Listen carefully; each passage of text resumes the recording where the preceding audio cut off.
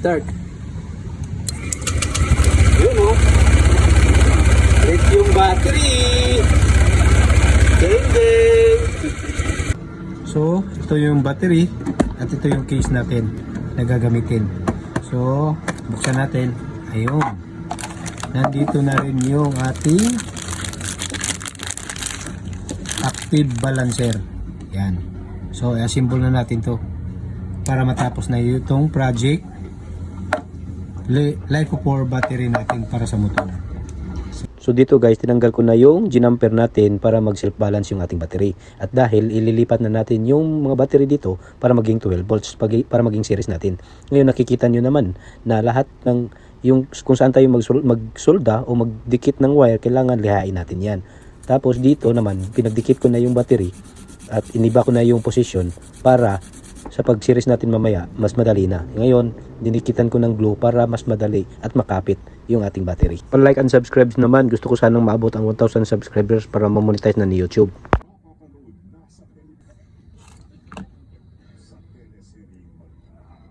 So, ito na. Napag-ano na natin. Positive, negative, positive, negative. Sukat natin. Yun, kasyang-kasya. Oh. Yan. Next is wiring. So ito na guys. So dito tayo kukuha ng positive na 12 volts at negative na 12 volts. So simula dito sa negative papunta dito sa positive. Ganon. Okay. So dito mga guys, inumpisahan na natin yung pagko-connect ng end to end ng battery. So dito negative to positive, magkasunod lang yan guys. Dapat di tayo malito sa pagkukonekta ng ating parang connector sa battery para maging 12 volts pag si-series nito. Dahil kunting mali mo lang, wala, palpak yung gawa nating project. I-testing na natin yung kung 12 volts ba. Yan. DC 12 volts, negative, positive. Yan, 13.11 volts. Susunod naman natin yung balancer. Susunod natin to. At kung umabot ka sa video ito, please like and subscribe naman sa aking YouTube channel. Dahil gusto ko sanang ma-reach yung 1,000 subscribers. Pindutin nyo lang yung subscribe dyan at notification bell para updated kayo sa mga videos ko. Dito inumpisahan ko na yung pagdidikit ng linya papunta sa balancer, tapos yung negative at saka positive na wire na i-connect natin sa takip ng ating battery case.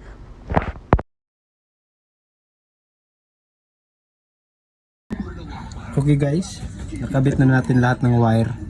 So mag-umpisa tayo sa battery 1. Ito yung battery 1. So negative to positive, positive to negative. Dito na naman tayo naglagay na battery 2. So negative papunta dito naman sa positive. Ito yung battery 3. So positive to negative, ito na yung pang-apat na battery, which means dito na lumalabas ang 12 volts. Sorry, dahil ang ginamit natin dito is wire, hindi yung plate o anong tawag doon, kasi yun yung kasi wala akong available, at saka para mahirap siya dito kung may plate, kasi parang lolobo pa yung bolt natin, kasi mataas pa to dito din sa kabilaan, so mataas dito may mga bolto at saka nut. So ang pinili ko is wire na lang. Ito, comment kayo dyan kung pwede ba itong ginawa ko. Sa ginawa ko sa negative, dinoble ko na lang para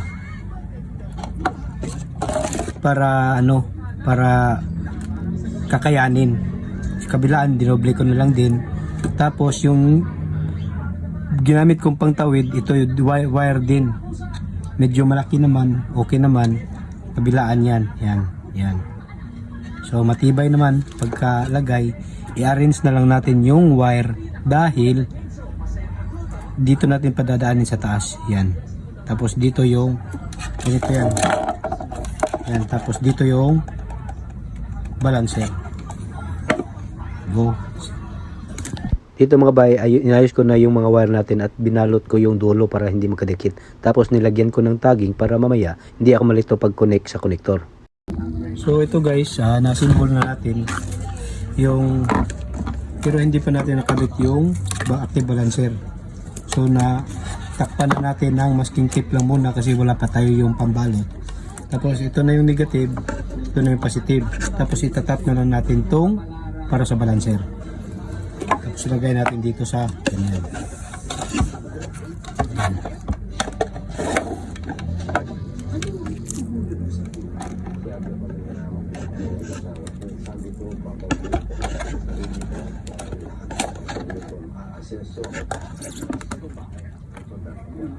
Yan. So dito guys, kakabit na natin. Lagyan natin ng pandikit.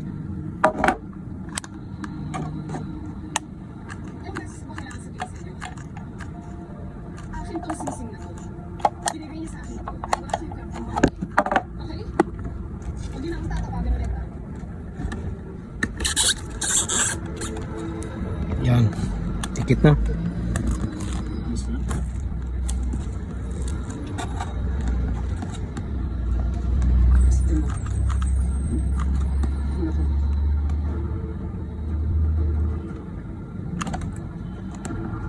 So dito sa tagging natin B negative, B1, B2, B3 and B4. So i-check muna natin kung ano ba yung forma nito.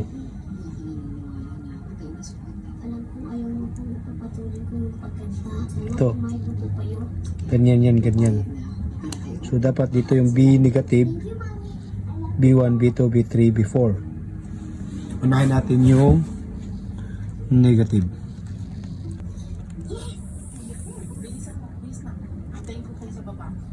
Sunod si B1.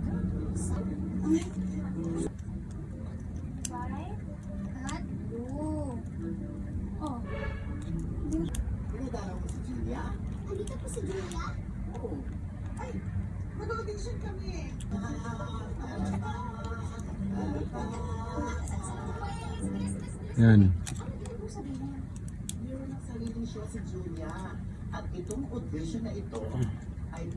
Check natin kung may fit ba talaga. Yan. Testing natin.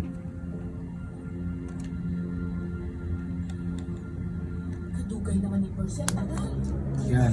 Tapos, buksan natin. Yun, umilaw. So, goods at working na natin battery sa yung active balancer niya. I-mount na natin to. May kasama pala itong holder. Yan. Yan, yan. Tusok mo lang yan dito yan. Dapat. Yan. Yan. Tapos, hanapan natin ang pwesto. Yan. So, tatakpan na natin yan. Ito yung patakip. Ito yung positive, ito yung negative. Unahin muna natin yung positive. Pinasymbol natin yung battery. Boom! 3/4. Yun. Pero itong negative, kulang nang diin yung battery, kailangan bawasan yung sa ilalim. So ngayon ito, ite-testing natin to. Hindi muna natin ibobolt yung negative. Hawakan lang muna natin yan. Tapos start natin ha. Yun. Be? Start. Yun o. Lit yung battery. Ding ding.